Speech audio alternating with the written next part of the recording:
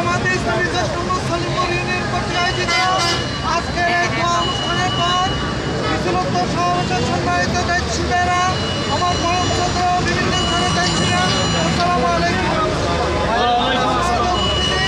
আজকে যেই জিনিসটা সবচেয়ে ভালো লাগছে, আমাদের অনেক আগে পুরাতন ভাইদেরকে আমরা আজকে রাস্তায় দেখতে পেয়েছি, আমরা আজকে প্রোগ্রামে দেখতে পেয়েছি, আজকে আমরা দোয়া অনুষ্ঠান দেখতে পেয়েছি। সুতরাং কথা হচ্ছে আজকে থেকে আমাদের নতুনভাবে নতুন আঙ্গিকে নতুন রূপে সোনার বাংলা গলার প্রত্যয় নিয়ে বাংলাদেশ জামাতে ইসলামী সলিমপুর কাজ করবে।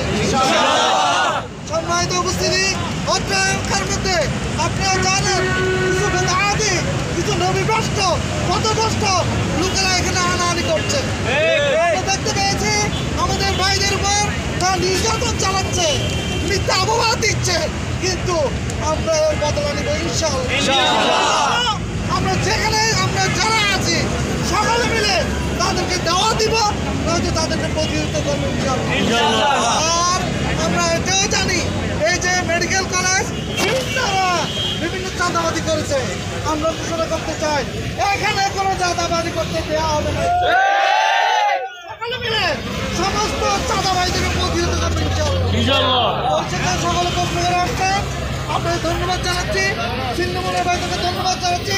ছিন্নমূলেও যারা ইতিপূর্বে বিভিন্ন দল উপদল মিলে চাঁদাবাদি করেছেন, সন্ত্রাস করেছেন, তাদেরকে আমরা সমলে উৎপাদন করবো ইনশাআল্লাহ। এর মাধ্যমে আগামী দিনে 10 নম্বর সলিমপুর ইউনিয়নে প্রতিটি ওয়ার্ডে ইউনিয়নে আমাদের প্রার্থীকে বিজয়ী করবো ইনশাআল্লাহ। ধন্যবাদ জানিয়ে এখানে সব আসসালামু আলাইকুম।